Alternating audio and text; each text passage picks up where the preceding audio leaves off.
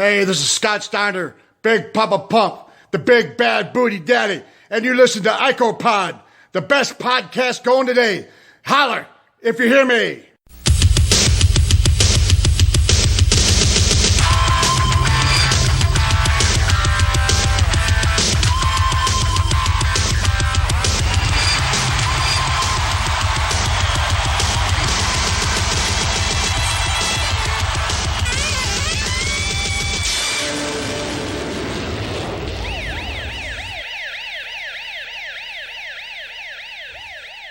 And we're back with episode 214 of ICOPOD. I am Bob Conley Jr., and with me, as always, is Austin Skinner and Dallas Gridley. And fellas, we haven't been together to sit down for a recording in about a month.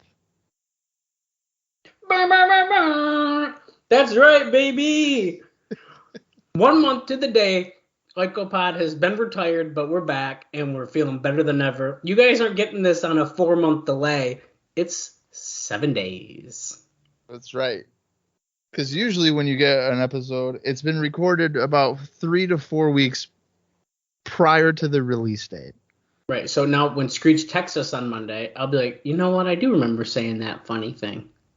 Right. Yeah. Because we never remember what we talk about. We are thrilled to be back with the ever mediocre WWF 1996. Austin has not talked to us for about a month because he dreads coming on. Yeah, so Austin did, besides being busy as fuck, is he blocks us while we're not doing ICOPOD. He blocks our numbers or mutes the messages. So like Bob will ask us something and then no one will answer in the group chat. That's only 50% true. The thing is that I believe you, he motherfucker. It's felt like a year since we've recorded for some reason, and this is nothing new. Every once in a while, so we don't get absolutely burnt to the ground, we take a slight hiatus, and of course you would never know that because we're professionals and we haven't missed a week since we started. Well, at least I haven't. I can't speak for everybody on this podcast. Yeah, Dallas. So, every once in a while, we'll take an extended break here. And for some reason, I guess maybe it is because I have just been so fucking busy that this one feels like it's been extra long. So when I got a text message nice and early this morning, or maybe it was afternoon, I don't know. Hey, guys, who's ready for ICOPOD again? I sent the SpongeBob throwing himself in the ground and covering himself with dirt gif. Right, well... What's funny about that, Austin, is you're not the only one who felt like it was long, because yesterday, me and Bob record the TNA Across the Line podcast twice a week, and we've been doing that for like 3 months now. It feels like 3 months. Maybe it's only been like 2, but and I go, Bob, I don't think ICOPOD, it feels like it's been gone forever. And I look at the date, and it literally was a month. So, and it felt like forever. Yeah. It was crazy. And I told him yesterday, I said, we got to text Austin so he doesn't forget. Well, and it's, it's my cross to bear. I mean, in all honesty, ICOPOD would probably go down in flames if I decided I wasn't going to do it anymore. So really what my kind of saving grace is, I guess, is that it gives me an excuse to watch wrestling, because otherwise I don't know if I would at this point. I'll still out. Well, and it's like I'll still play the old games. I still get like I want chocolate ice cream at 2 a.m. kind of hankering for like an episode of Nitro. So I'll like throw that on randomly. But it's very seldom where I allow myself the time to sit down and actually put on wrestling that I enjoy. As opposed to just not watching anything as far as wrestling goes. Because as we've said on a multitude of occasions, at this point, none of us really definitely don't watch WWE. Well, I'm joking. I'm I was joking. gonna say, dude. Well, I was waiting for that bombshell anyway. I'm sober AF, baby. I But will yeah. not be sober. April 17th, 2022. I'm going to a live show on Easter night. WWE Live. I'm going. Wait, isn't Easter night like the 17th or something? Yeah. Yeah. Sunday. Hmm. Yeah, and Bob, I was being second fiddle for this one because Bob's like, "Hey, I'm going with some work friend if you wanted to go." I was like, "Oh, okay." No, so this is what happened. No, I got two comments to make. Number one, Austin, you saying that ICOPOD would go up in flames and probably die. No, listen, the day that you decide to quit is the day that I will continue to go. And even if Dallas is like, fuck it, even if Dallas is really, fuck it, I'm out too, I'll be like, listen here, motherfuckers. I spent $114 a year to keep this thing going. So this is what I'm going to do. I'd be like, I'll record it myself with Audacity, and I will just watch the shows, and I won't even commentate it. I'll just be like, ooh, oh. No, you'll have to Nice. play our roles. Oh, I could do that. Yeah. All right, so like it'd be like, hey guys, I'm Bob Halley Jr. With me as always, Austin Schooner, Dallas. Hey, Austin, how you doing? Oh, fuck. I fucking hate this wrestling dude. Sorry. Dallas would be like, yep. Nope. Maybe. I don't know, Bob. Oh, there's a casket match. Sign me up, dude. That's right, JR. You want to talk That's about right, Impact Excalibur. Wrestling? You want to talk about Impact Wrestling? Let's go. Yeah, dude. Tuesday Yeah. Wrestling Podcast. Ah! So there you go. I mean, that's what you're. Oh, I'm sorry. You had a second point to make. Yeah, Bob. my What was second that? point about this WWE live event thing. Initially, I was like, no. Why would I go? Don't Correct. even watch. I don't know Yeah. anybody that's going on. Yeah. Literally, the next day, I go into work, and they're like, hey, you guys see the WWE's coming on the 17th? And I was like, yeah. And then they're like, are you going to go? And I was like, probably not. And then they were like, well, like, we should all go. And like, make it like, hang out with our coworkers. And I was like, okay. Yeah, but So then I was like, wait, I should be like, Dallas usually doesn't go unless I go because he wants to have like a buddy because Kaylee ain't about to go. well, So I was like, hey man, listen, like we're probably getting tickets with coworkers and we're gonna get tickets at the door if you would like to join us. And he was like, I'll let you know. I mean, it is on Easter night. It is a shitty night, and I broke my Easter, dude. Come on. I broke my streak from 2004 last year when I didn't go. I was told, you don't even watch that, you ain't going. The first time in the past 5 years that I've really felt like I've lost control of my relationship. And I was like, you know what? You kind of have a point. So I broke my streak. Yeah, So you want to know when you've lost control? I had to ask Sarah if Dallas could come over last night. I had to ask. I was laughing with Kaylee about that. I was like, what has my life become, right? What if she said Ask- no? Well, she said that. She was like, what if I said no? And I would have been like, too bad. He's coming over. I'm just being polite. He's coming over. I don't have anybody over. He's coming over. And then I saw Sarah for 2 seconds. I said, hi, Sarah, how's it going? She's like, good, how are you? And then that was it. And she went in the room, and that was it. She fell asleep. And she was asleep, dude. That was it. Because she had been up since we got home at work. Because we work 4 to 1, 4 a.m. to 1 p.m. So she's fucking exhausted. Come 7 o'clock, she ain't slept. And she was like, yeah, I'll just be sleeping anyway, so it don't matter. And I was like, okay. Yeah. So I don't know. I feel like I don't even remember where we're at. I'm sure Bob has plenty to rattle off to us. This is why I'm here. So, fellas,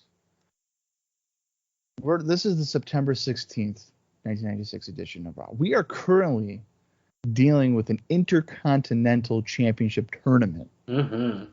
We have the semifinals going on tonight. Back on September 6th, we had Shawn Michaels, the WWF World Champion, successfully defending against Goldust. That was Championship Friday. That was a special edition. Oh. Let me I can kind of do even a quicker thing. We're coming off of, obviously, SummerSlam was our last pay-per-view. There was a whole... We don't got to relive that event. I'm not going that far back. Don't worry. But I can at least go back to last week's episode, which was brutal. And I don't mean brutal like, hey, that was great. I mean like, oh, fuck my life. That was pretty bad.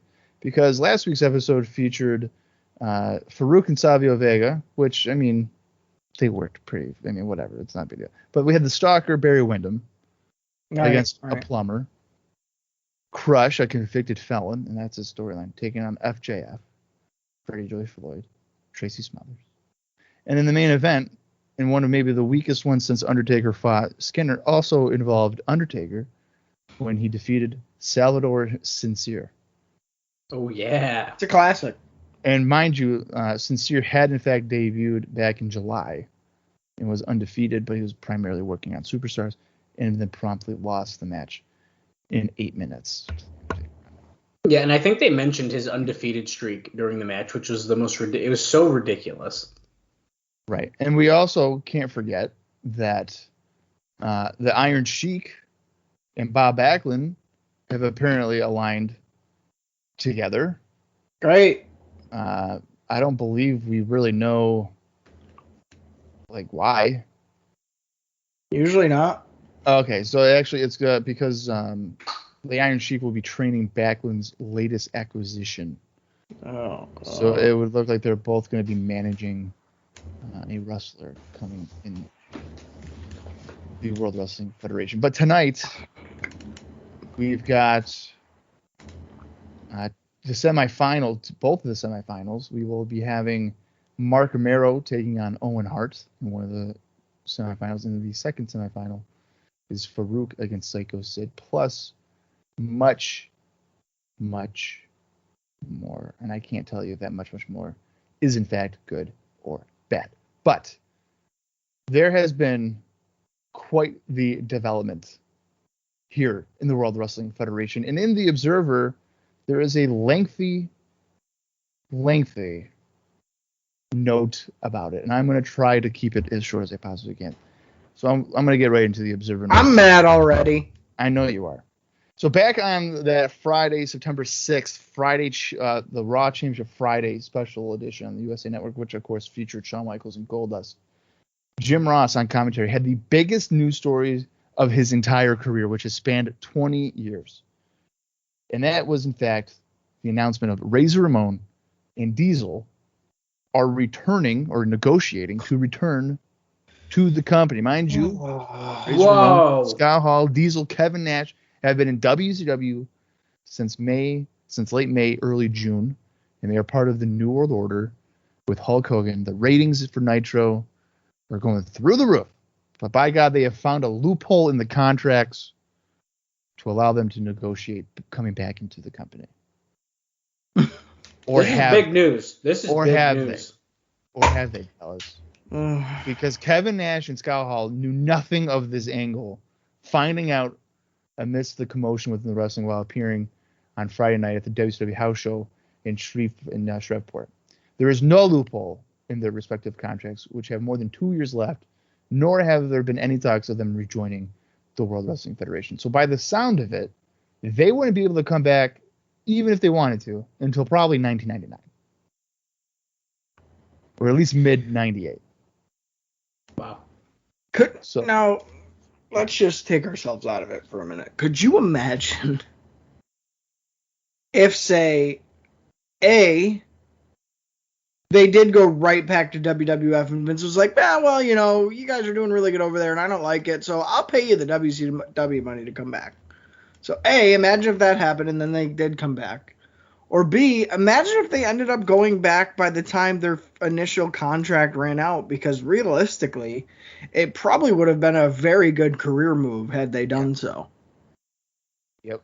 I think by the end of 97, the fizzle of that group is abundantly clear. And by the summer of 98, there is no real clear direction for them. Now, it's funny you bring up the contracts, and I think I might have said this before, but you know what? It's been a month. Cut me some slack. Vince McMahon didn't want to give these guys guaranteed money. Right, yeah. He has given out guaranteed money to Mark Henry.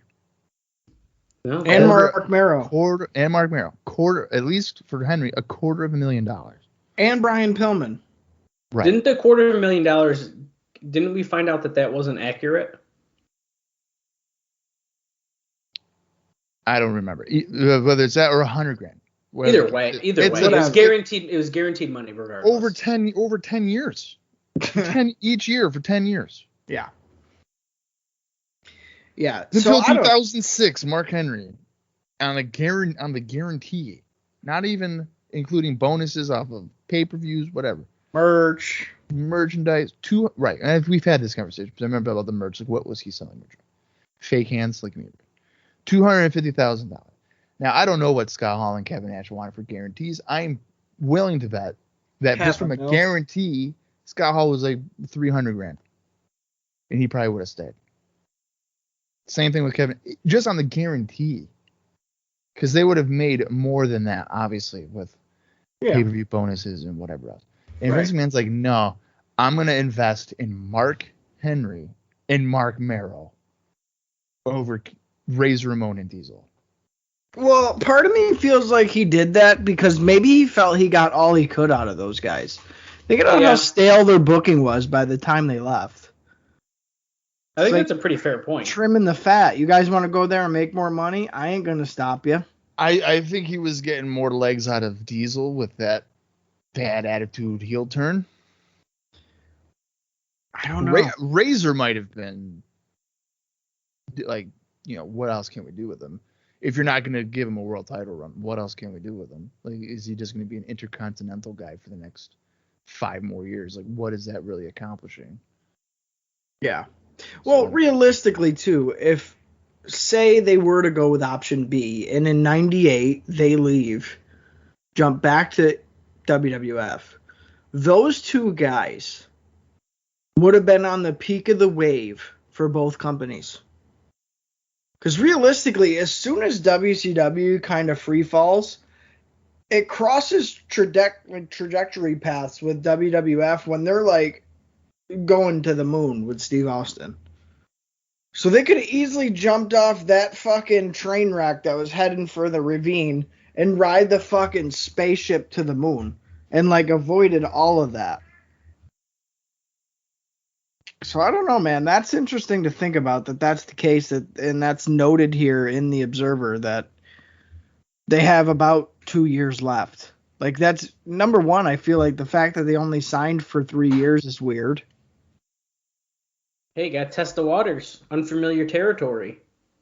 Well, in number two, the fact that it's well known the length of their contract, and it's already being brought up here, and they've only been there for a couple of months. Well, and I think when you're involved in a war, I'm sure these wrestlers are like, I'll do a couple of years because who knows, in 2 or 3 years, my value for both of you could be double what I'm making now. So that would probably play a part in what's going on there. There's still, I guess, kind of quite a bit here to go. And I'm not going to read all of this because Dave likes to put in a lot of words that maybe don't need to be there. Well, and here's the thing. There was no way that WWF was ever going to offer them a favored nations deal. No way. Because Vince has a track record of, hey, Ultimate Warrior, come back and we'll give you $500,000. Right. So, that could be the case as well. Yeah, that would never happen. So this was done. Jim Ross's announcement was really kind of a way to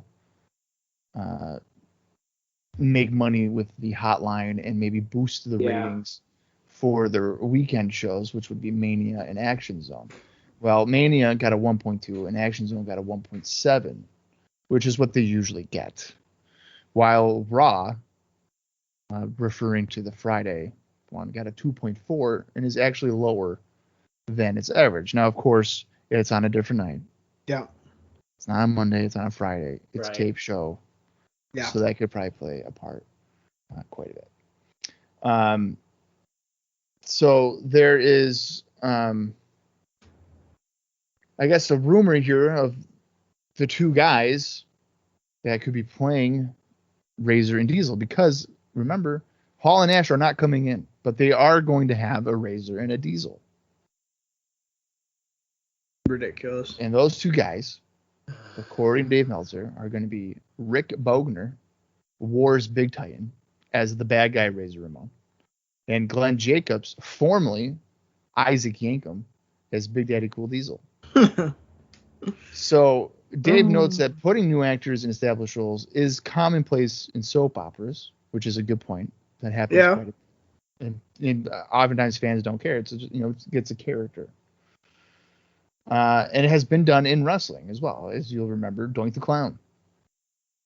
With Matt Bourne and all that. They've used several different forms of him. Of course, there's face paint, a wig. You're able to probably cover that up significantly. Right. The general belief, though, for this plan, if it's used, is that it will backfire greatly. And even though the belief is that Bogner can actually play a decent Razor Ramon, maybe even better than Scott Hall, since he did a great job with the gimmick on an ECW show in Allentown, Pennsylvania, as Slice and Dice Ramirez. Oh my God. I don't even know if that's accurate. I didn't know about that. I'll have to look that up maybe during the show. There is even talk that if the fans reject the characters, that Titan can always turn them heel. Thus, the boos will be the reaction they want to get from the fans. Of course, there are numerous different kinds of heat and different kinds of boos. Not all of the heat for the heel is the kind that is seen as a positive. Mm-hmm. Now, there's another potential ending to this storyline. And it's really kind of to then put the heat on Jim Ross and saying that his source was wrong, and saying that the negotiations with the original Razor and the original Diesel would have fallen through. He notes here that WCW really can't react publicly to deny the story because of the lawsuit, which of course is because Scott Hall and Kevin Nash have been using characteristics of the previous characters. Right. So that's kind of a thing there. Despite the main focus and the hype on syndication on cable,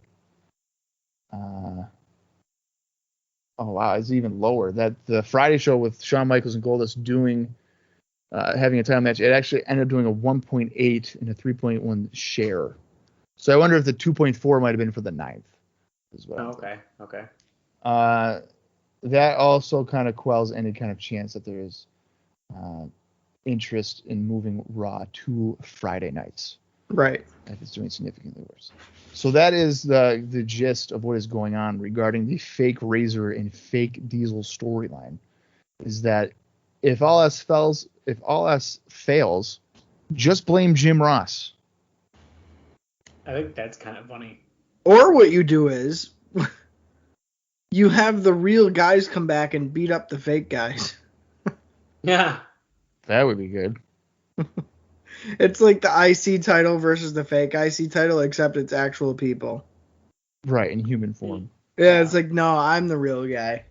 He's like, I don't know, dude. I think I'm the real guy, man. Yeah. It's like, okay, it's definitely not him. What if they did that in like 94 with Doink?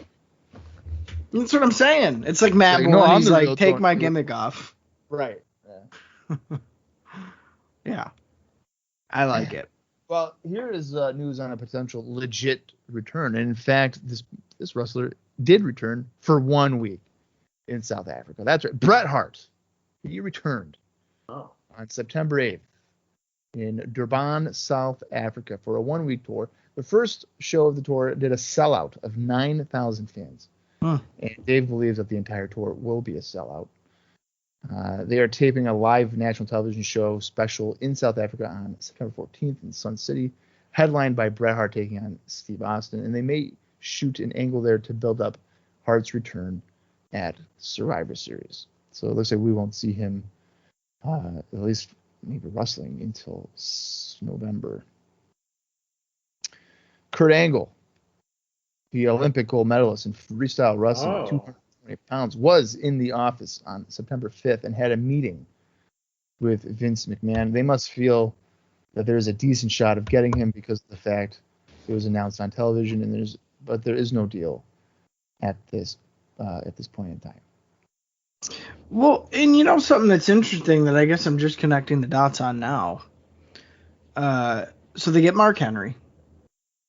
They're talking to Kurt Angle. Very shortly, another pretty prominent fighting personality will enter the company. It's almost like their focus has shifted from, okay, let's find like either guys from WCW that are underutilized and make them into something. But, oh, fuck, now we just did all that and invested all that money, and they're back in WCW, hence Lex Luger, Scott Hall, Kevin Nash, all these guys.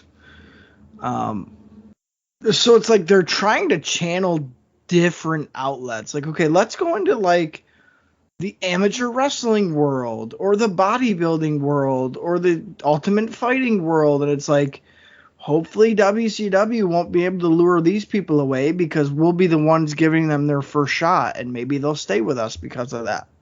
Mm-hmm. It's weird. I don't know. Maybe it doesn't make sense, but it's like they're picking way outside their talent pool for some of these people. It does really seem like that. And I didn't even think about that before, really. But that's definitely what they're doing, is trying to get in more, I guess we'll call what some people would say are more realistic athletes, I guess. Sure, right? I was going to say athletes for sure, yeah. Right? Yeah. Not saying wrestlers aren't athletes, but you know what I mean. More of a mainstream athlete. Like, people look at bodybuilding and more like amateur wrestling as more athletic, legitimate. More sport, legitimate. Yeah. Well, and I think also maybe like a skill set that's outside of wrestling, like professional wrestling. Right. Yeah. So it definitely feels that way. And like I said, I don't know if that's a conscious thing. I think it is. Or what? It's like, is this an initiative from Vince? Like, hey, if they've wrestled before on TV, like entertainment wise, don't even consider it. Like, go find me these people. Go to these places and get me people. Well, I mean, you look at it now, it's kind of what they do. They're like, for sure. Oh, he's a failed linebacker for Ohio State. Well, he's got half a good look. the roster, I feel like, is like that now. Yeah, that's what NXT 2.0 feels like. Yeah, like they weren't indie wrestling darlings. It's like, oh, hey, this is Rick Steiner's son, right? Football player. So let's get him in there. And I mean, I enjoy him, but from what I've seen. Well, here's another guy that maybe you were referencing. Tom Pritchard is, in fact, regularly training Dwayne Johnson. He is known as Flex Cavana in the USWA over in Memphis. And he's also, I guess, training a couple of other people. Mark Henry, and then another guy that I am not even going to try to pronounce his name. Come on, we love it when you try to pronounce names. Oh, yeah. And I don't even. Achum Albrecht. Oh, okay. Yep. Is it a German guy? I don't know. I said it in a German accent, though, so we're going to go with it. That's what that was. Okay. I don't know. Okay. So the guy I can't pronounce. He is a soccer. He has a soccer and boxing background before he got into high-level competitive bodybuilding. He's in his early 30s, which is fairly late to start. I guess the idea of using him is both the physique fetish that McMahon has and the great success of past marketing, and also he is a German superstar. Oh, for European tours. Yeah. All right. Look at that. Off a hunch, I knew what I was doing. They are hopeful to get Brian Pillman in the ring by mid-November, but it's too early to pinpoint a date. And they are also hopeful for Ahmed Johnson to return by the December pay-per-view show. Johnson is said to be feeling a lot better. Now, you'll remember Faarooq literally exploded his kidneys on Raw a couple of weeks ago, which has prompted us to get Ahmed Johnson in a bathrobe doing interviews by his fireplace the last couple of weeks. And he has been vowing for revenge. So we might be seeing him by the end of the year. They have a Madison Square Garden show lined up for September 29th. Do you guys want me to do the promoted car rundown? Or no? Why not? Duh. Good enough for me. Well, actually, this is more fun because the promoted card, now we'll really know if we would go to that without knowing the results. That's true. That's a good point. All right. Well, just looking at the first, I don't know, 5 matches. I don't know, man. Okay. The Stalker, which is Barry Windham, taking on the Goon, which is Bill Earl. Bob Holly taking on Salvador Sincere. The Pug, Alec Portnew, taking on Justin Bradshaw. FJF, Freddie Joe Floyd, taking on Hunter Hearst Helmsley. Jake Roberts taking on TL Hopper. There will be a 4 corners tag match for the tag titles involving Owen Hart and Davey, the Smoking Guns, Godwins, and the Grimm Twins. Oh my God. Savio Vega taking on Steve Austin. Marc Mero versus Faarooq. Sid versus Vader in a lumberjack match. And the main event is going to be WWF World Champion Shawn Michaels teaming up with The Undertaker to take on Goldust and Mankind. And Dave notes that it will be interesting to see how this does, because this will be the first time the WWF has attempted to run a New York market show without local syndicated television since around 1968. Holy crap. So that first handful of matches, I don't know if I could survive those. I'm going to tell you right now, I can't fucking survive them. Yeah, I don't think I could do it. I'm not going to the show, and it's annoying to think that it feels like we're going backward in time again. And any time that you feel like that with the WWF, it's a sign of things to come, I feel like. Because when the house shows are like, oh, guys, those are some new, different matches. Oh, yeah, let's go to that. It's like, oh, Raw this week actually wasn't too bad, guys. Like, blah, blah, blah. And then when you get the fucking shit shows on the house show, it's like, hey, by the way, next couple of Raws, you're going to want to swallow bullets. Yeah. So, no thank you. Also, I want to jump back to a previous point that Bob brought up that we kind of glazed over. Do either of you feel that by the time Ahmed comes back, say it's Royal Rumble, okay, until he's like 100%, do you feel like when Ahmed comes back, he'll have the same steam he did before he got injured? Or do you think it'll be one of those deals where, oh, yay, Ahmed's back, and then like 3 weeks later, they're booking him like shit, and none of the fans give a fuck about it? I feel like the fans are going to be excited when he comes back. They were, I feel like, getting behind him a pretty good amount. However, I think you have a good point with he gets booked like shit, and then people stop caring part of that. And I think if they get him right away into like a hot feud with Faarooq, which is assuming what's going to happen, I think that it can last a little bit. I think that'll kind of save him. Yeah. That's a really good question. Because he was moving up pretty fucking quick. And I guess my point is, by asking these questions, is because, again, this is one of the rare instances we've seen a guy that people like and connect to in some way organically getting over to whereas no matter what segment or whatever he was doing, even when there's bigger stars involved, fucking Ahmed Johnson is getting every move he does cheered the fuck out of. Yeah. So I don't know if they'll be able to capture that again, because I feel like, yeah, you can bring him back, do the Faarooq thing, and like, great, that's what we needed. There's their payoff, but then what? And I feel like The Office is going to be like, okay, then what? Yeah, I mean, I don't know, man. Realistically, we probably reached his peak, and I think that's like where can he go from where he was? I think that's probably the more interesting part of this. Is he going to get hotter than he was? I don't know. Right.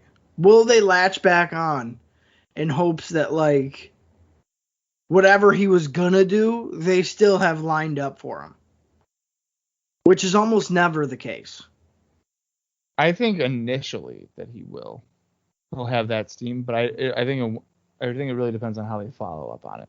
So I think the initial feud, like the return to feud with Faarooq, they will have that steam, and then what you transition him into after that.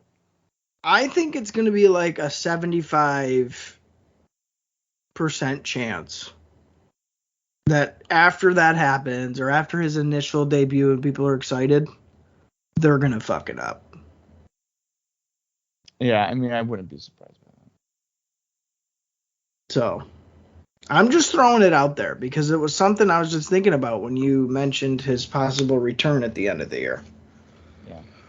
And really, if he's going to return at the end of the year, fucking save it and have him re-debut at the Royal Rumble.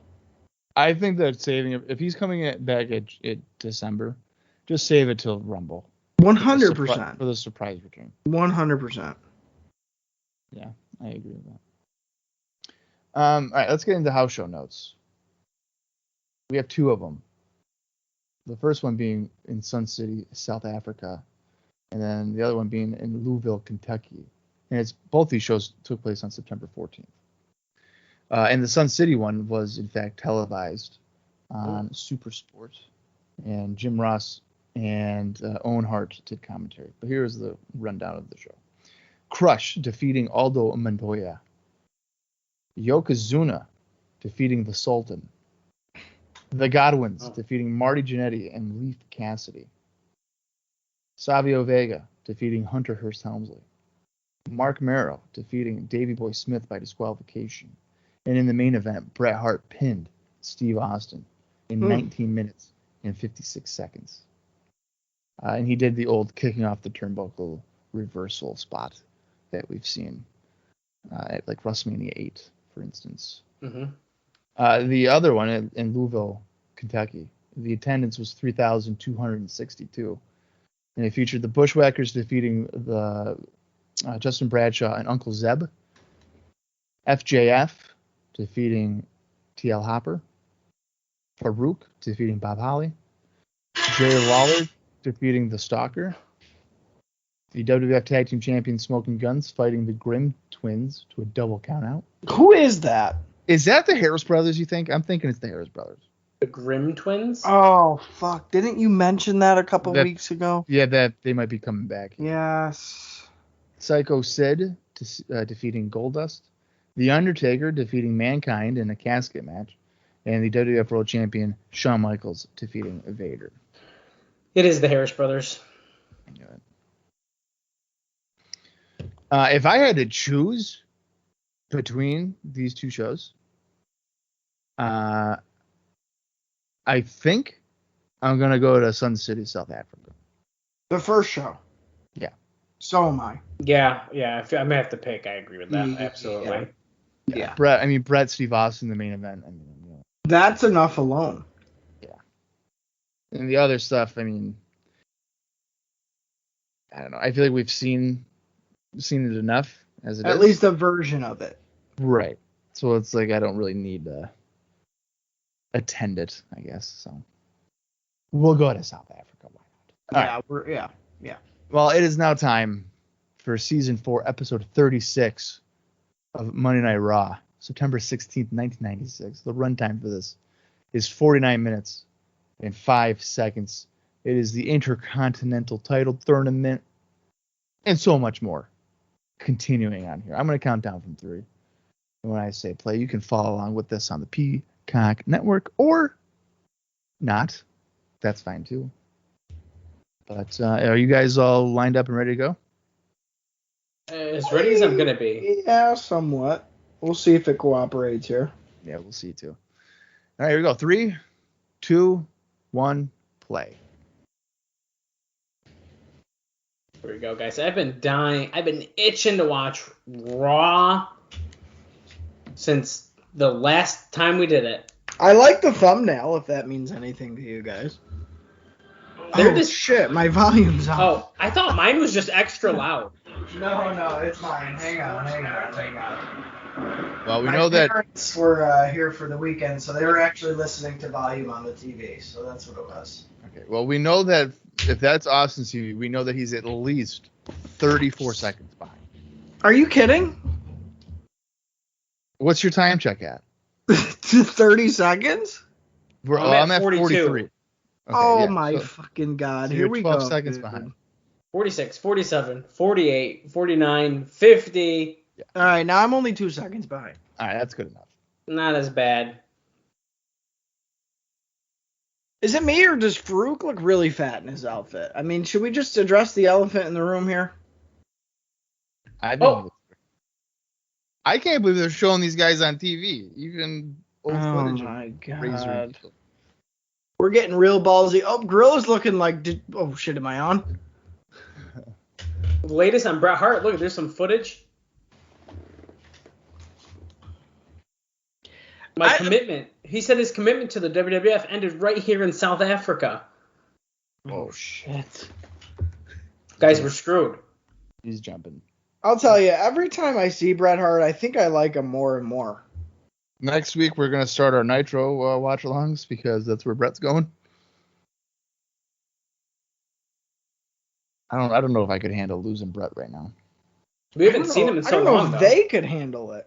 Yeah. Oh boy, guys, Jake the Snake Roberts coming out, snake bag in hand.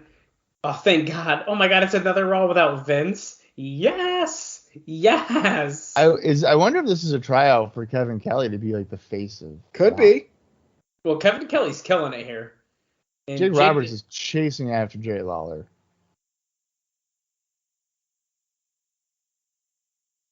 But Lawler was able to escape. You don't trust me, man. Get back over here in this ring right now. Jake Roberts is fired up. me? Who is he fighting tonight? Oh, he doesn't have his crown. Don't make me go to WCW, man. I'll go. I'll do it. Oh, that's quite the warm up. Look at these warm up moves. Look what he's doing. Fucks me over on my contract. And I gotta go to Smoky Mountain Wrestling. And then Jim Cornette is gonna give me the title. But I'm not gonna show up anymore. Because I'm doing crack cocaine. You can't trust me. Oh. Holy could it get any fucking worse? Ladies goddamn and gentlemen, it is the Sultan. This is the Sultan's Raw debut. Do you guys know who the Sultan is? Get ready for this for the next year. Yeah, I think the Sultan's really going to be making a difference here in the WWF. Yeah, he sure is. Yeah. Get ready for this for the next year, Dallas. You're going to really he might be backing that ass up. Here on Jake the Snake Roberts. Here's the thing, and I'll say this. I don't necessarily hate the Sultan. Yeah. I hate the gimmick of the Sultan. Yeah. It's a 1984 character. I just don't understand why they think that's progressive and why that's new generation. I think we're out of the new generation idea. I mean, I think we were out of that when I joined the show. I mean, it hasn't been that bad. Yeah, that could be the case. Okay, I wonder if the new generation really was only from like June of '94 till like October, when it was like King Kong Bundy's coming in, and they're just like, maybe we shouldn't do the new generation anymore. Yeah, I don't know, because think of it. Most of the people associated with this match right now date back to the 70s. Well, according to the internet, it lasts the new generation to mid '97.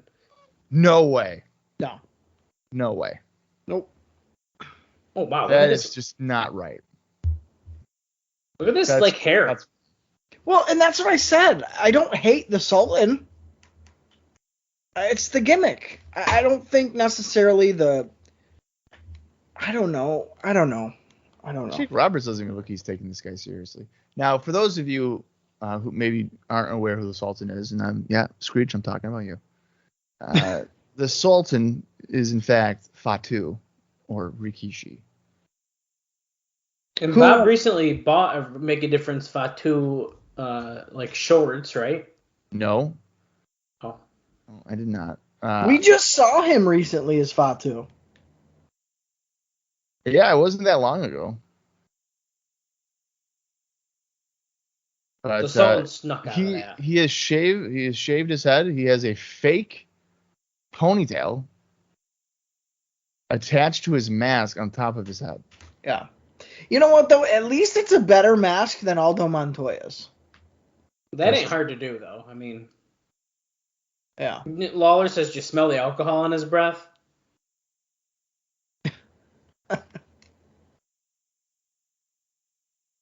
Jake here in 2022 has since fallen off the boat, hasn't he? No, he hasn't. Oh. He's got other health issues. Yeah. Like well, who's he falling needs off the boat? Is Scott Hall falling off the boat? I don't think I've heard anything about that either. Well, Scott Hall fell down and broke his hip recently. Yeah, so I guess technically he fell. Yeah. Oh. And I heard that Buff Bagwell's moved in with Diamond Dallas Page. He needed it because holy fuck. To get his life back in order. So he can get ready for some deathmatch wrestling. Yeah, he wants to be the deathmatch daddy. Yeah. Oh my god.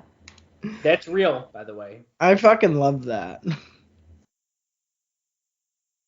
I can't picture Buff Bagwell taking a light tube over the head or like going through a barbed wire table. I can't see it. I can't picture him doing much else in wrestling. Well, you know what? He did a Canadian Destroyer one time for AEW, and he thought it was the greatest thing ever, and then no one talked about it after the day it happened. Yeah. Because by that point, everyone's doing a Canadian Destroyer. So this is our great match to open Raw. Do you guys want to know what's opening on Nitro?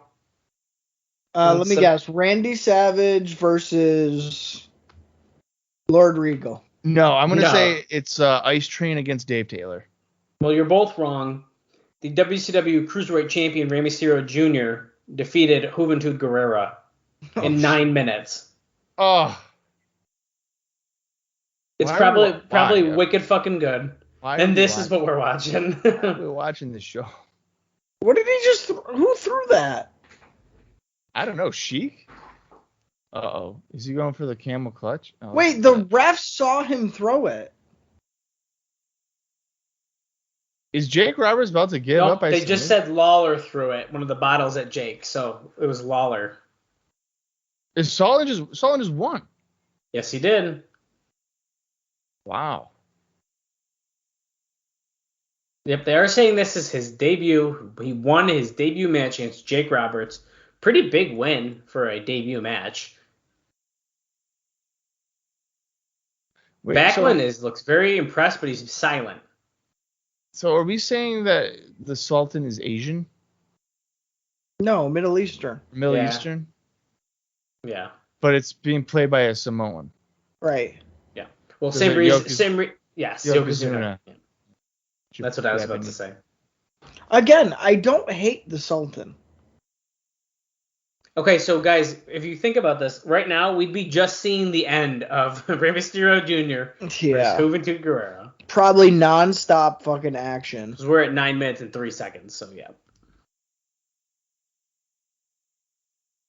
That's depressing, Dale. Brian Pillman here on TV with Owen Hart backstage. Haven't seen Pillman in God knows how long. Well, Pillman's saying he's got an exclusive interview coming up with Bret Hart. And Dallas, I'm pretty sure that this first hour of Raw is going up against the second hour of Nitro. Oh, okay, yeah. This Nitro, I think, is 8 to 10. Well, I can't tell you what happened when, but look at this. Steve Austin just walked in. So all three of these guys hate Bret Hart, right?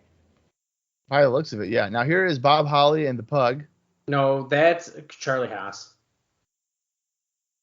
Yeah, maybe.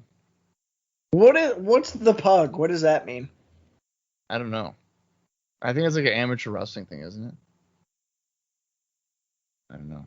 But here come the Smoking Guns, the WWF Tag Team Champions. Billy's walking like he's got a stick in his ass. And you know what, guys? Since the last time we've recorded, Sonny's been arrested again. So make sure you turn off that auto renewal on her OnlyFans because she ain't gonna have new content. Well, you can enjoy the old content. Yeah, but you probably want the new content as well. One of these days, dude, somebody's gonna sign up. If you guys split it, we'll share a password. That's all I'm saying. ICOPOD email address. I'm just saying. Jesus Christ. Doesn't she charge like $40 a month? It's 30. All right, well, that's all my streaming services put together to see Sonny's tired old pussy. That's so funny. Well, when she comes back from jail, she'll do a sale and we can do it. There's just a picture of Sonny, just the same one they keep dropping from the ceiling. Yeah. With a pearl necklace. Gorilla Monsoon's like, oh, I better stop jerking off. Wait a second. Sonny might be out of jail again. What? She's posting on OnlyFans. About to get to bed, but tomorrow some hot new solo stuff will be shot and post. No way. And she's got Cameo posted, so she's back, baby. Hey everyone, I'm sorry I've been absent, but I've been in the hospital again. Get the fuck out of here. Sonny just had a huge poster. Oh, I thought they were going to leave it for the whole match. That would have been great. Oh, that would have been awesome. The crowd behind it wouldn't have been able to see shit. You would have seen nothing. I like how Sonny says, oh, I was in the hospital, not the fucking police station. Yeah, I wasn't in jail. Well, on February 20th, she ran a 50% off sale. If you buy any one video, get another one for free. That's another deal, too. So, see, guys, we're really fucking up. We need to sign up with the ICOPOD email. Bob, send me your credit card information, and we will split this ways via PayPal or Zelle. Billy is wrestling with a cast on his hand, by the way. I wonder where that... I don't have anything regarding an injury, so I don't know what that could be from. Oh, boy. Jim Cornette with British Bulldog and Owen Hart coming down to ringside with chairs in hand. Jim Cornette looks like he's in his pajamas with a Vader shirt on. Hey, speaking of Vader, Austin, did you see the news? Vader is being inducted in the Hall of Fame this year. I did, but here's the thing. They could have done that when he was alive. So fuck. You know, I've never understood that, dude. Just do it while he's alive. They never induct people right after their death, ever. No. They could have done China while she was alive, but nope, couldn't have done that. Nope.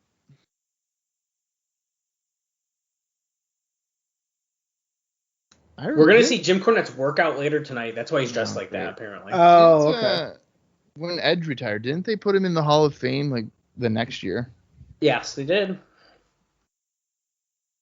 Do you think they're going to induct him again for like, they'll be like, hey, Edge, this is your induction for your career from 2020 to whenever you retire this time? Well, if they don't want to get some other good people, then yeah, they'll do that. I think that's what they're going to have to end up doing. I'm waiting for Triple H's fucking Hall of Fame induction. Well, he just had the heart surgery and stuff, so they almost did it because he almost died. But then they were like, Undertaker. Cornette is throwing water at Sonny. That's rude. You think Cornette tried to bang Sonny at one point? No. No, but he certainly invited her to the hot tub. I think New Jack tried to bang her in Smoky Mountain. I bet you New Jack did bang her. That's true. That's probably a good point. You're going to tell New Jack no? I wouldn't. The guns here are definitely past their expiration date, in my opinion. It sure feels it. Yeah, but when you don't have any other tag teams, I mean, what do you expect? Did you guys watch Chappelle's show? Not really. I did. When you said would you say no to New Jack? It reminds me of the sketch, like the Real World sketch when it's like one white guy in a house with all black roommates, and his girlfriend comes and he's like, I think the guy's name's like Tyrell or something. And he's like, I'm gonna fuck your girlfriend. And he's like, what? And he's like, yeah. And then the girlfriend's like, you have nothing to worry about, honey. And then like it goes 4 hours later, like they're banging right next to him, and he's like, Tyrell goes like, I'm gonna bang your girlfriend and you're gonna jerk off to it while I do it. And he's like, what are you talking about? That's not gonna happen. And like later that night, he's begging his girlfriend. And the guy's like, crying. He's like, "Oh my god." That's a classic. It's a good show. Insight created by the Pug. We might have a win. No. Here's the thing. Why is the Smoking Guns having a match at length with these two assholes? I don't know. Is Billy's hand broken or wrist? It sure seems like he's wearing a cast. For sure that's a hard cast. It's black. Yeah. Well, and remember, wasn't Billy out for a little while because of that? I don't remember that. Was he? Around WrestleMania, was he? So you're telling me he's had that thing on that long? He was hurt, and that's why there was the tournament. That's what I thought. Yeah. So I think, yeah, in the spring. Yeah, Lawler just called them for missing the tag, but that's okay. Bob Holly's in anyway. They did miss the tag, too. Bob Holly's hair is, like, glorious right here. Yeah, it's looking good. And look at it flowing in the wind. Oh, Frankensteiner.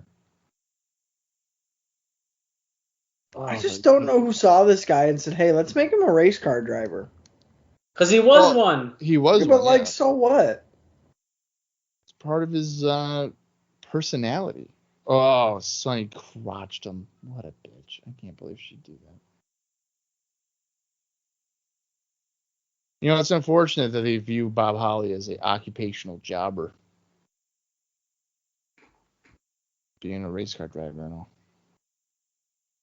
At least they didn't cut his brakes. I don't. And then I have him lose at SummerSlam anyway. I'm such a heel booker. Oh. He would have quit, dude. Nah, he was fine. What the fuck just happened there? What the hell? Oh my god. Who threw all that water in Owen's face on the apron? No, Owen threw it at Billy. Yeah, but it like went all over him. Yeah. Wait, I'm confused. Are Owen and Bulldog going for the gold now? It does sound like they are, yeah. And like, why? Because like that's random. Because they can't come up with plans. Sure seems like that's true. At least it's like legitimate guys. Oh, Billy slapped the drink out of his hand. Oh, okay. Well, that's not how it seemed like it was supposed to go. No. And Bob Holly picked up maybe the biggest win of his life. Pinning Billy Gunn from behind in a non-title match. Gorilla Monsoon standing by. That just means that next week on Raw, Bob Holly's going to get murdered by like Faarooq in 35 seconds. Yeah, you know what? When you're going skydiving, the one thing I want to do is fucking get WWF 96 on a small television. I was going to say, how is he watching that? I don't know. Oh, cool. This is for a Superstar. Premieres this Sunday at 11 a.m. Wow, I've been waiting for that. So they just had a plane jumper fall to his death to promote their show? Yes. Speaking of lies, standing by, Gorilla Monsoon, that's what they just said. They're going to be here live on Raw next Monday. Give us the dirt, man. What's going on with Razor and Diesel? We need to know. And why do I have blue tint on my glasses? I'll tell you, Jess. Oh, they're saying you've piqued my curiosity of who will actually be appearing. Oh. Kevin Nash and Scott Hall will not be appearing. Because they're both under contract to another organization. So they're apologizing to the fans now. I like how he's sitting in the law offices of Bogans, Munns, and Munns over here.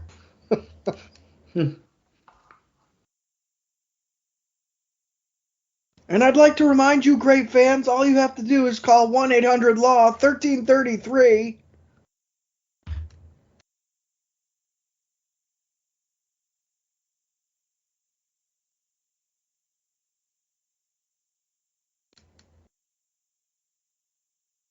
Okay, so Vader and Jim Cornette in the ring now.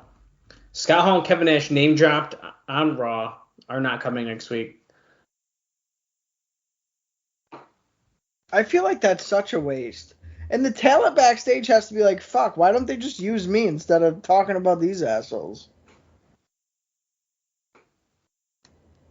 It's time. It's time. Whoa. It's Vader. Time. Time. This Hall of Fame thing, are they going to show any WCW footage, you guys think? No. I think so. Why Are would gonna- they? Is there going to be people there this time or what? Well, for example, when they inducted Razor Ramon, I mean, obviously, I know they inducted the character, blah, blah, blah, blah, but it's stupid, and they only showed that. And I think that was dumb. They like to still pretend WCW wasn't a thing. Yeah. It wasn't. Well, they definitely did like downplay its historical significance. There's no question about that. But it wasn't. It wasn't a real thing.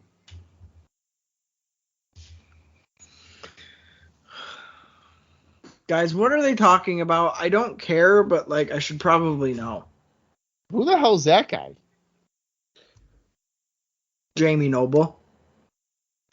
I mean, it looked like him.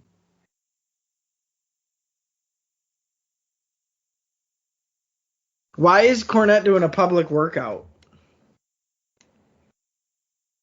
Tony Williams. Oh, he's from Memphis.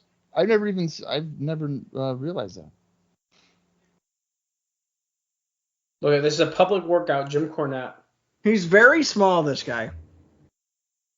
Yeah, I'm pretty sure he was tag team partners with Brian Christopher. Oh, wow. Cornette couldn't pull his pants up any higher if he wanted to. And those pants look like a fucking 3X. You know, I would sit here and say like I wouldn't wear those pants like that, but I think I wore those. I think I wore my sweatpants today like that. Well, you should be embarrassed, Bob. Well, I'm not. Okay, I'm proud.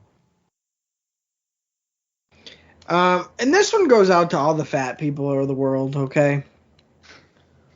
Because I'm one of the only fat people who don't do it. But do not, more specifically fat women, stop tucking your fucking gut into your pants. It's a fashion look statement. good. It doesn't look good. It doesn't hide the fact that you have a gut. If anything, it accentuates your gut. Because I can see that a part of your body that's not supposed to be inside your pants is in your fucking pants. That'd be like hiding a dick under your shirt. You can see the dick. I've had to do that. I just don't get it. Buy longer shirts if you feel like you have to tuck it in because it's gonna peek out the bottom. It drives me nuts, and I feel so bad for people. It's like, dude, stop tucking that shit in there. Because number one, it don't look good, and number two, there's gonna be a big crease in your fucking stomach, and then when you take it off, you look like two pieces of Play-Doh rolled together. God. So you're making it worse. Just take it from me, a fellow fat ass. Don't tuck your fucking gut into your pants. Jesus. Cornette, that goes for you. That ain't right. Or you, Bob. What? Don't be tucking your gut into your sweatpants like you just said you do. I do that sometimes. Sometimes it's comfortable. Don't fucking do it. You know what? I'm going to put my shorts up over my belly button. Rant over. Hashtag rant over, okay? Stand up and show you my look. Here comes Marc Mero to fight Owen Hart. Oh my God, Bob. What are those pants? My Macho Man USA They're sweatpants? shorts. Oh, fuck out of that. Dude, that's how people wear them. Yeah, well, that's what I'm going to do. For the rest of the show, I'm just going to give myself a massive wedgie and probably get a hemorrhoid. What'd you have for dinner tonight, Bob? I haven't had anything to eat yet. Oh, you know what? That's a lie. I had a turkey sausage wrap Oh, to finish off my sausage. nice. I had a warmed up burger.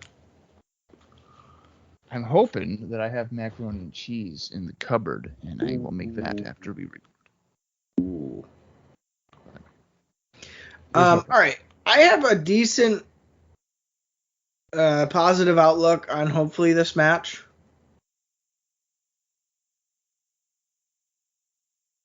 I don't know, though. Yeah, we'll see.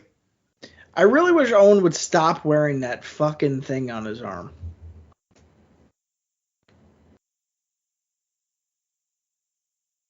I like how dirty it is.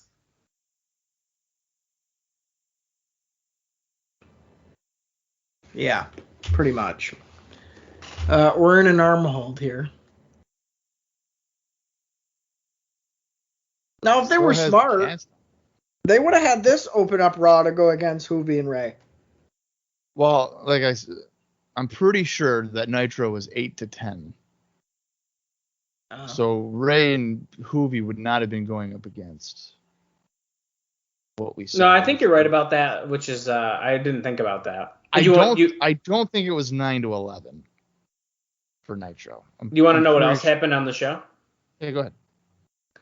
So after the Hoovy Rey Mysterio match, Diamond Dallas Page defeated Ice Train. So Bob was right. Ice Train is on the show. Then following that, nice spinning heel kick by Owen. The Mexican heavyweight champion Conan defeated Super Callow. Okay. Conan was accompanied by Jimmy Harder. Then Brad Armstrong defeated Hugh Morris. Then Scott Norton defeated Randy Savage via disqualification because they were fighting on the floor, and Savage struck Norton over the head with a steel chair. Of course. Then Glacier defeated Big Bubba, this was Glacier's debut. I believe that was Nitro. his debut for Nitro. Yeah, Nitro debut. I believe his official debut was on fucking Pro, which is insane. I mean, the guy was being promoted for literally months, and they debut him on WCW Pro. His blood ran cold, guys. What can I tell you? Apparently. Oh, Gorilla Monsoon's on commentary again. Well, he's over the... Oh, there he is.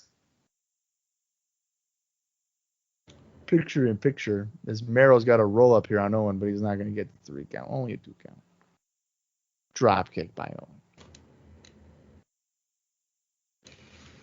There's some more matches. The WCW US champion Ric Flair and Arn Anderson defeated Chris Jericho and Marcus Alexander Bagwell.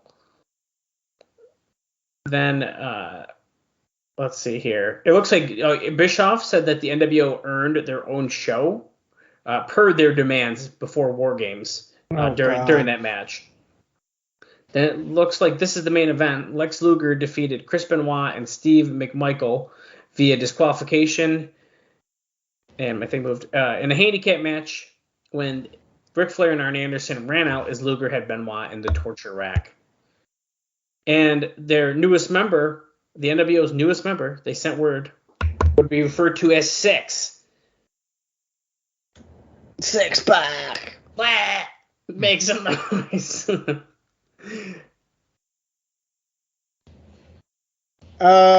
I think that's a decent little pick up there for WCW. Right. That doesn't sound like a bad show. Really wish I could watch it.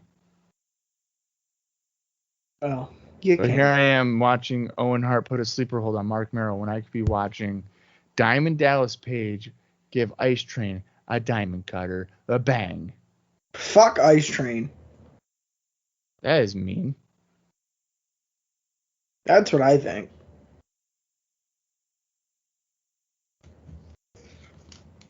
Oh, Dallas, you want to hear something funny? Yeah. Apparently AEW premiered the wrong episode of Dark Elevation tonight. That's funny. That's pretty good. How'd they manage that? I don't know. Well, that's what I just saw here on the good old Twitter. How was the pay-per-view, guys? I thought it was pretty good. I thought it was good. I think it was worth the money that we spent buying it. Yeah. How much are they charging for that anyway? $50. Well, yeah. But I mean, it's literally a 5-hour show, so. Right.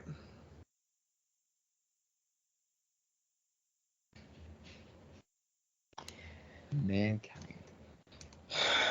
Mind of a menace. Is it in the middle of a match? Yep. They've done this a few times, though. Jesus.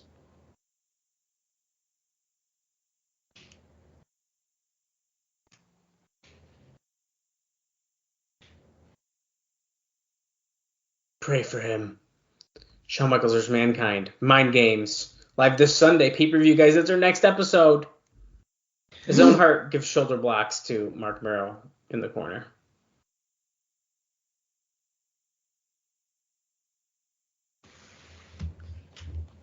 I don't know. I've been pretty disappointed thus far, I would say. Because, like, why aren't they doing anything? Back body drop. Yeah, you would think these guys would be picking up the pace here. It's been pretty slow. Especially because this is for the fucking... This is important, this match. Yeah. Well, there's a I don't think this is as bad as it could be. It ain't mind-blowing, but what do you guys want? I mean, we're watching Raw in 96. Yeah. Slingshot. Splash onto Owen. That could be at 1.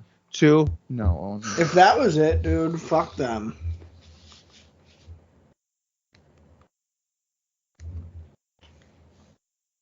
Replay. Keith in the truck. Yeah. Marc Mero comes back. Oh, God. They bumped heads.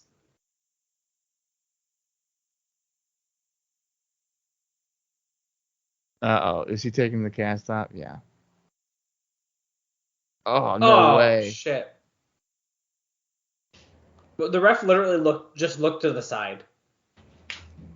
Look how loose it is. I'm trying to get it on. It's so funny. Can he just be done with that? 1, 2. Oh, Mero kicked out. Wow. I didn't think he was going to kick out of that. Mero has it. Oh, he hit him in the chin, but the ref looked away, so he didn't see it. What? It pins Owen. Oh, what a dumb. That's so dumb. That is a disappointing match. Well, hopefully that means Owen won't wear it anymore because it screwed him over. Yeah, it might. That was a pretty bad finish. Oh, look, Mero just stomped it too, so. That was a bummer. I mean, those guys are probably capable of a lot better than that. No doubt about it. Okay, so you guys want to see Mero versus Sid or Faarooq for the finals? I'm mad Owen didn't advance. How did he get beat by fucking Marc Mero? You know what? I'm going to say that I feel like Faarooq is going to be somehow pulling it off, right? I don't think we're going to get a Sid Mero. I mean, that's kind of what I think too, yeah. So who's going to attack Sid to take him out is kind of where I'm getting with that, I guess. The Sultan. Yeah. The Sultan. And then they're going to form a team, and it's going to be called Salt Sid. Oh, this is footage from the... Yeah. Bret Hart's final match.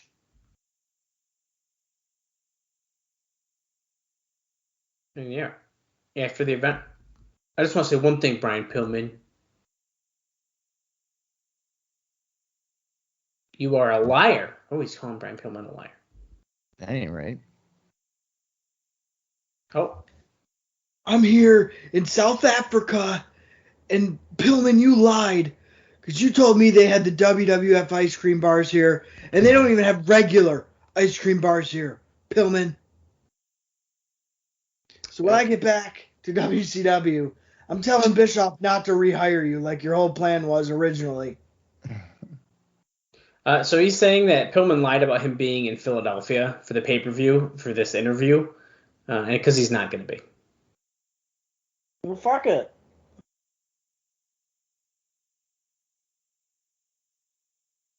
To be honest, I just haven't decided what I'm going to do.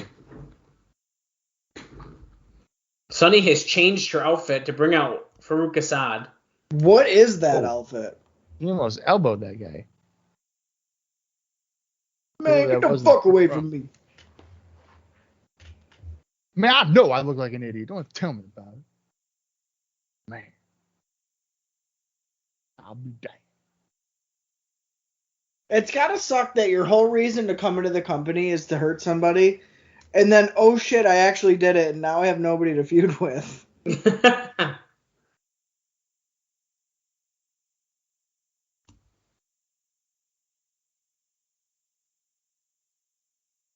It's coming. Who? Totally interactive. Unpredictable. On September 21st, the World Wrestling Federation is going to revolutionize the world of sports entertainment. Plug in September 21, USA Network. What does that mean? I don't know. I guess we'll have to find out. At least we don't have to wait too long. I'm assuming, what would it, Livewire maybe? Yeah, they It was just said Livewire, Livewire. Yep, they just said it was Livewire.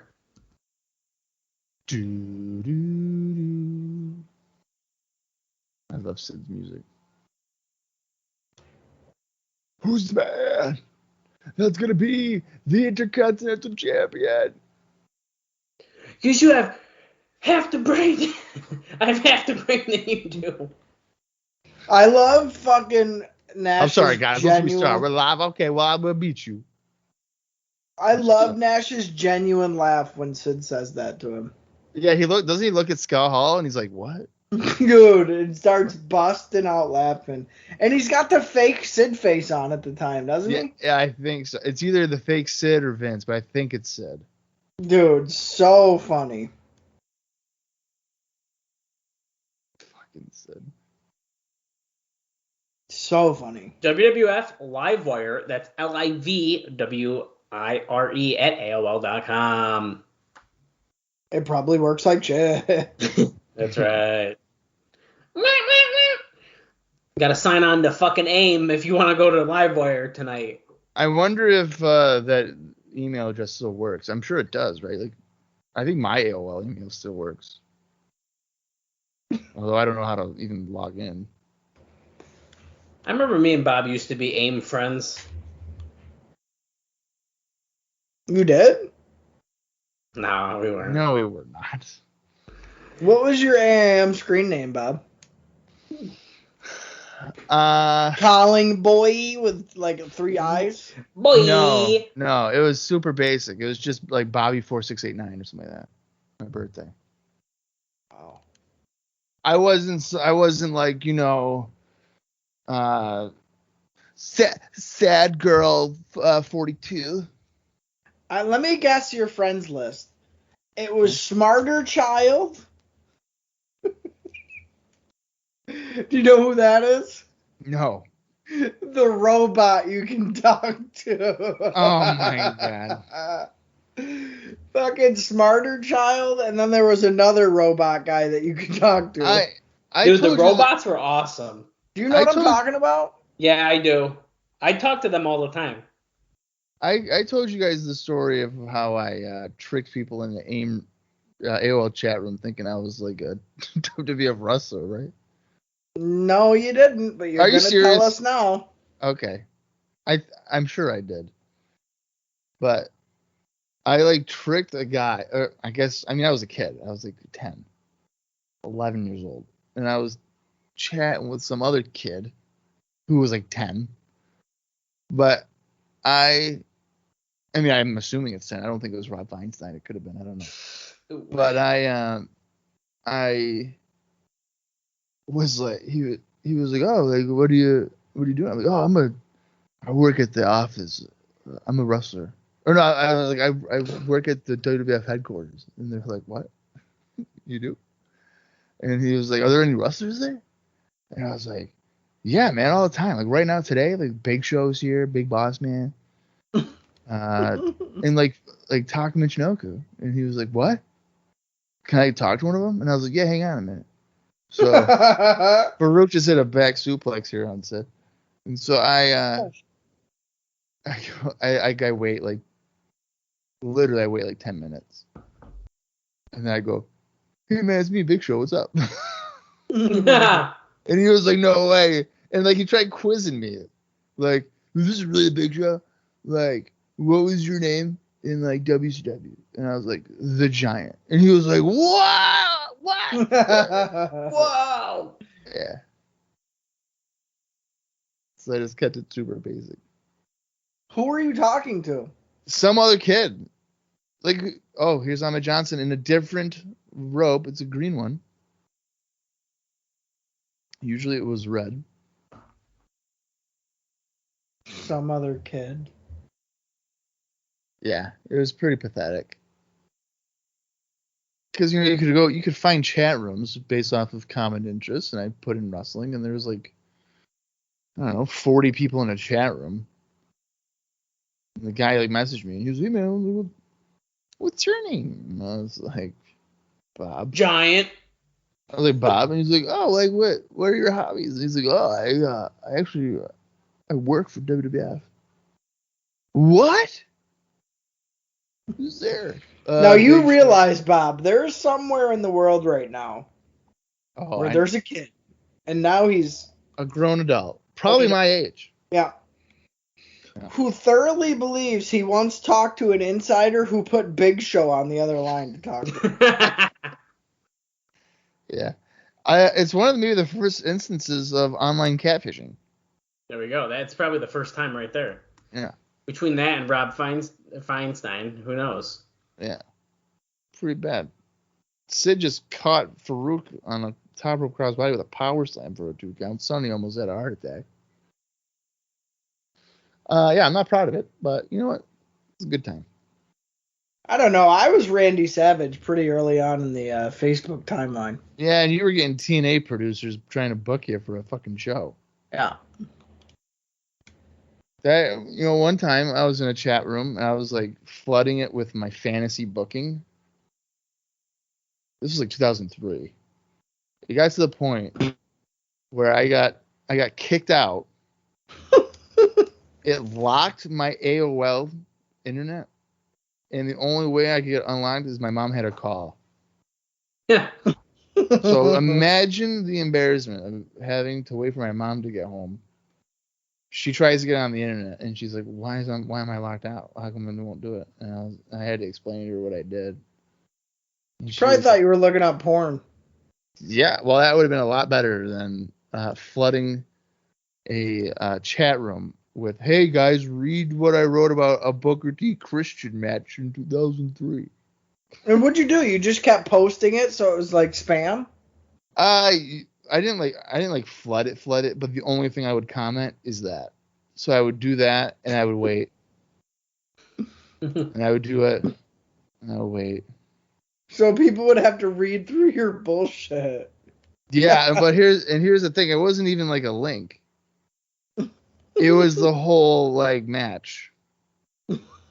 That's awesome. And I used to write them out like move by move, like so it's a significantly long thing to read, I guess.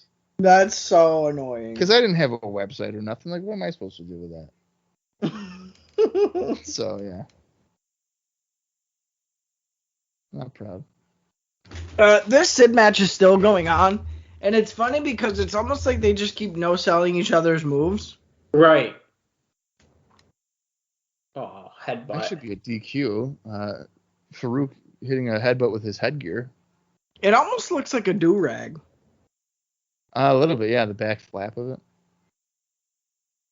Is the flap new? I don't remember seeing the flap. No, before. it's been there. Oh, okay. Choke slam by Sid. But he can't get the cover. No, Sonny's on the apron. Sonny Siaki.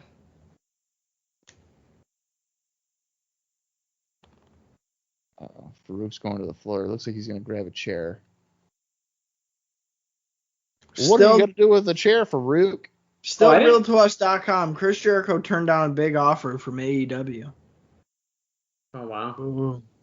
Well, he's Wow. still there till 2023, so he's going to have to deal with it. I didn't realize, but the finals is actually not at the In Your House show. It's on Raw next week. What? Yeah, they just said that. We're guaranteed a new champion on Raw next week. Sid has a chair. He lines it up. Oh, my God. He didn't even hit him. They rang the bell, yeah, right before he even really did anything.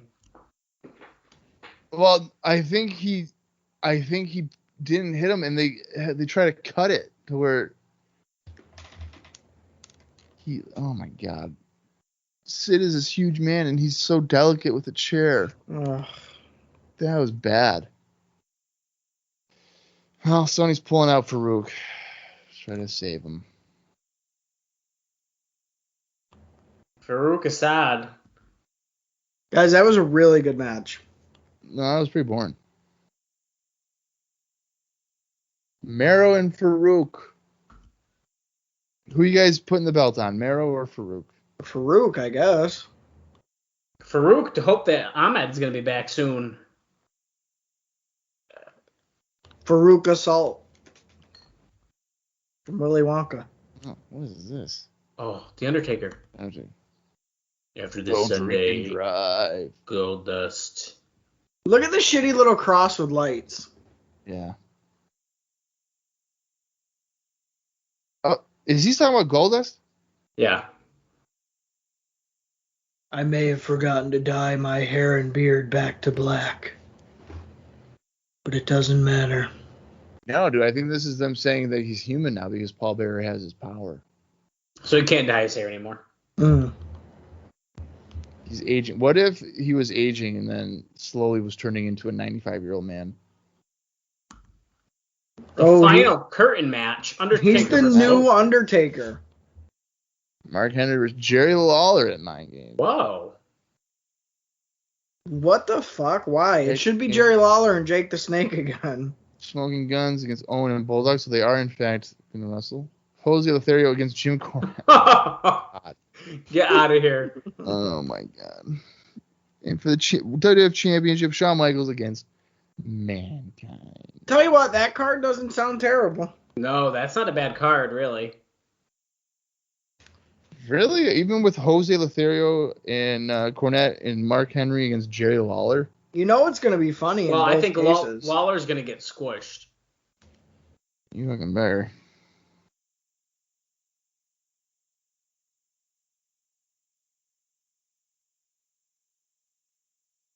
Wait, we're having another Boiler Room Brawl? No, it's him against... Or they're just saying we live in the Boiler Room still? Yeah, I don't think it's another match.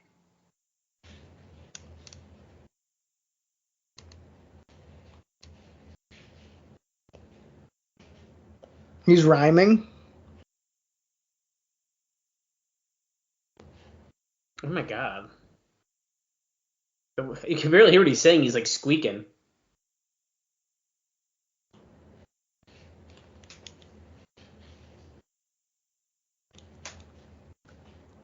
All right, Wow, well, that's how we go off the air, huh? Yeah, dude, thrilling. Interesting. Well, I'm going to say that was a dud of an episode. Mm-hmm. Yeah. Even It the was. in-ring stuff. Like, sometimes it's like, oh, okay, like, all the promos were shit, and Jerry Lawler talked a lot. But, hey, the matches were good. Yeah. But, like, that's not what happened. No, I mean, we got a upset with Bob Holly getting a win, but But yeah, that was kind of weird, wasn't it? yeah. At least this might mean, though, that, I mean, realistically, the guns have to be done with the straps. I don't see them retaining against Owen and Bulldog. Right. No, I agree with that. There's no way. So, I guess there is somewhat of a silver lining. Could you see Mankind winning the belt from Shawn? If they did some fuckery. Yeah, I don't know. I don't know if I buy him into being a champion. I mean, he's beaten That's the thing. Undertaker, and I think he's certainly a good. I feel like he's a good challenger because I mean he's been kind of climbing up there, but I don't know. he's the hottest heel for sure. Right. But that makes me worried that if Sean beats him, then it kind of kills that momentum, and then what? I think there's going to be. I think Undertaker will get involved. That's what I think. In a weird way, I almost feel like the Mankind character is too chaotic to be the champion. Because, like, why would weird Boiler Room Mankind even want the championship? So that he can make more money to upgrade his boiler room. To me, I feel like they're going to do a DQ finish, and it's because Mankind just goes nuts and either keeps Shawn on the outside of the ring or is using weapons or something. I think Undertaker's going to fuck him over. That's what I think. Like, there'll be a DQ, but, like, Undertaker will chokeslam him through the announce table or something.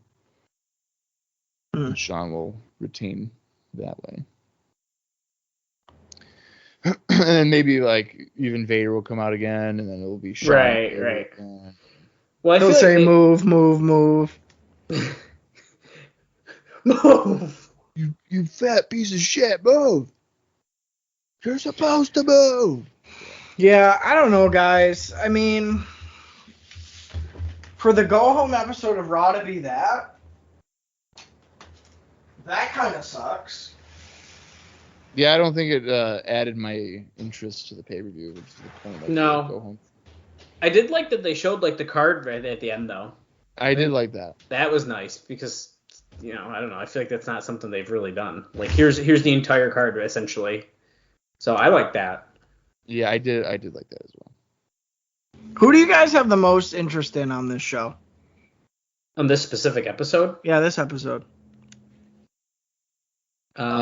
Sid. I'm gonna say honestly, I don't know if it's the right Sid answer lost. here, but Yeah, but I'm interested in his character. for me, I think I'm gonna say Brian Pillman. Because when Pillman comes on screen, I want to listen. I want to know what's going to happen. I know he's not working in the ring and stuff, but he's got my attention when Brian Pillman comes on. Yeah, just like how Sid has my attention when he comes on.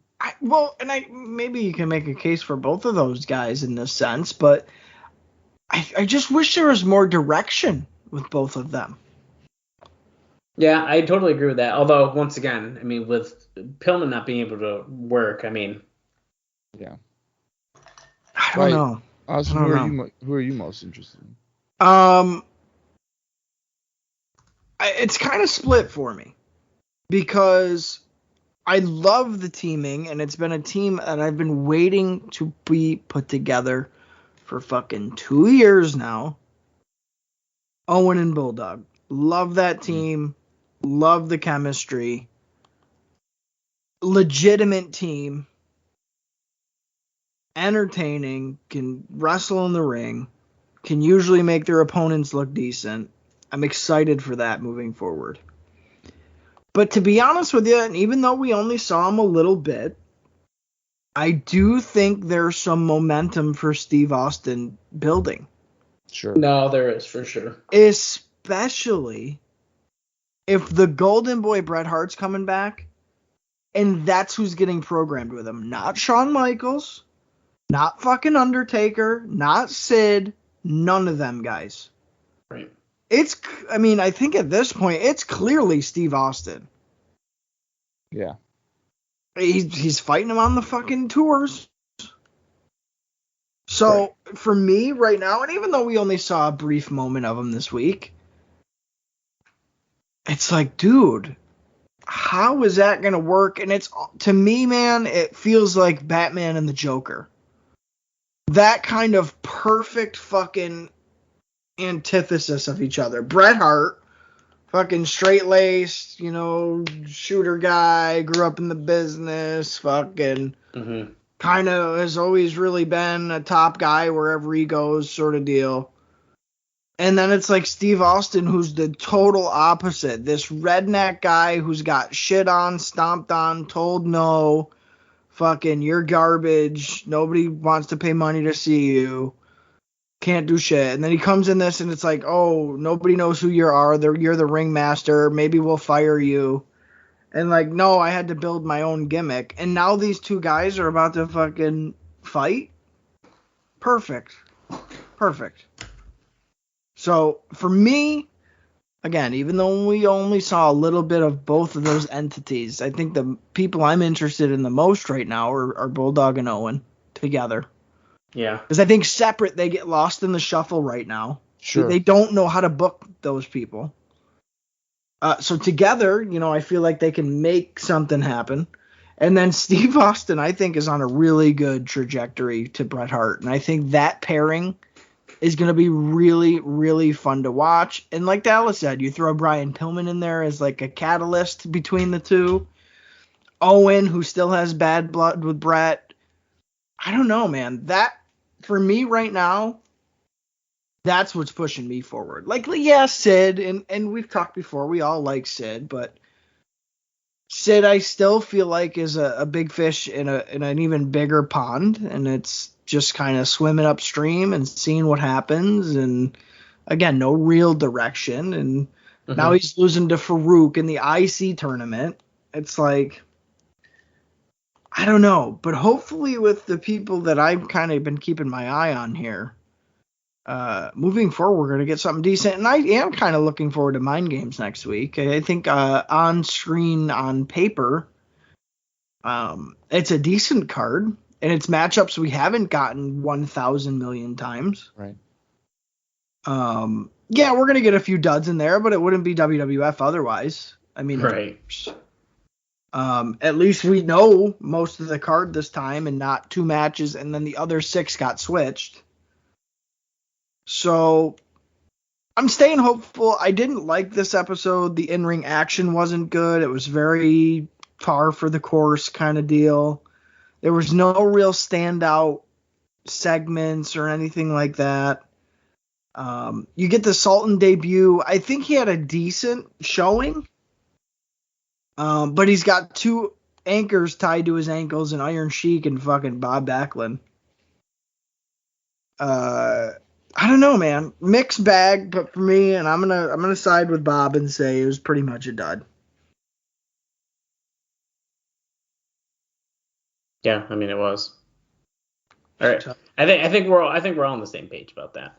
I'm hoping that In Your House is not a dud next week, but I think the card looks pretty decent. So if they really fuck it up, there's got to be at least something good on that show, right? Yeah. And here's the thing. I've actually seen Mind Games before. I actually did a breakdown on Mind Games for WrestlingRecaps.com probably 4 or 5 years ago at this point. So definitely check that out. But this is a show I remember. This is a show I know I've seen. And from what I can remember, I did enjoy the show. So hopefully I'm not just looking back at it with rose-colored glasses. We'll see. Well, and seeing it in context might change that up a little bit. You never know. Completely. Yeah, completely. Yeah, I'm looking forward to it as well. Even if I know it's going to be a bad show, I feel like watching a 2-hour pay-per-view brings some level of entertainment regardless. It kind of freshens up when you're having to watch 4 or 5 Raws before you even get to it, which is better than having to watch between 9 and 13 Raws. Oh my God, dude. I don't miss those days. I really don't. Those were not fun. Yeah. But yeah, I mean, Mind Games, I believe it's in Philadelphia. So that crowd is going to be wild, probably. For sure. King of the Ring 95 when they completely shit on that outcome for the most part. So there's stuff I think to be interested in, and hopefully it doesn't disappoint too much. But do you guys have anything else before we head into Mind Games next week? No. Oh, it sounded like Dallas almost had something. I was trying to think of something else, but I just couldn't pull it out of me. Yeah. I don't think so. And to me, I almost wish that And I'll say this one last thing. I almost wish that the Shawn and Mankind situation had a little bit more time to mature as an angle rather than, kind of a swap in per se. Because let's be serious here. Vader probably should have got a return match on a pay-per-view. Yeah. If the first I one would had agree. gone how it was probably supposed to go. So to me, it feels like, hey, Vader was not good with Shawn Michaels, and hey, Shawn fucking hates Vader, so let's do something else. I really wish that it wasn't that case, because I think there's definitely a dynamic there that you could do with Mankind and a character like Shawn Michaels. Again, two really opposite personas. Right. So, I don't know. I guess if anything, that's a little bit of a bummer that we're getting that for the first time on pay-per-view, and there's no real heat there. I mean, he attacked him just randomly, and that's kind of what we're building a pay-per-view match off of? I don't know. That's the only thing as far as the main event. Other than that, I'm looking forward to it because I know both guys can work a fucking match. So, there is a little bit of a silver lining. But if I have to critique something of the card going into it, other than the obvious, guys like, Jerry Lawler being on the card and Jose Lothario being on the card, I would say that, that's, I guess, my biggest letdown is that the Shawn Michaels Mankind confrontation didn't get a little bit more juice in the tank before blasting off here on Mind Games. I don't really mind the week, I guess you could say, main event storyline because it's a secondary pay-per-view. It's a B-level pay-per-view. So yeah, and that's true too. You can get away with it. Right. That's true too. Yeah. So that doesn't bother me too much. But all right, folks, thanks for listening. It's been a great run. Maybe we'll be back next week for Mind Games. I don't know. Dallas and Us may not be here. It might be just me. I might be playing 3 characters next week. Could be. Good point. That's a good point. I Yeah. don't know. Dallas, you got anything else? Nah. I already said no. I I gave my thoughts. If Gave my everyone's thoughts. listening, they're gonna be like, "Oh wait, he already gave his final thoughts fucking 15 minutes ago." Yeah, which was I think we're all in agreement on that. Okay. And I talked about the show. I'm gonna make a soundboard with just You like won't. 10 You won't. phrases. You're too lazy. You won't do that. No, you're right. You called him immediately. I am seeing major lightning flashes outside my condo window right now, so I'm a little. Okay, then that's a sign, then, folks. Yeah, let's go ahead Let's and wrap get it up. We'll be back next week with In Your House Mind Games. Until then, for Dallas Greeley and for Austin Skinner, I am Bob Conjuni, and this has been ICOPOD. You gotta hear it.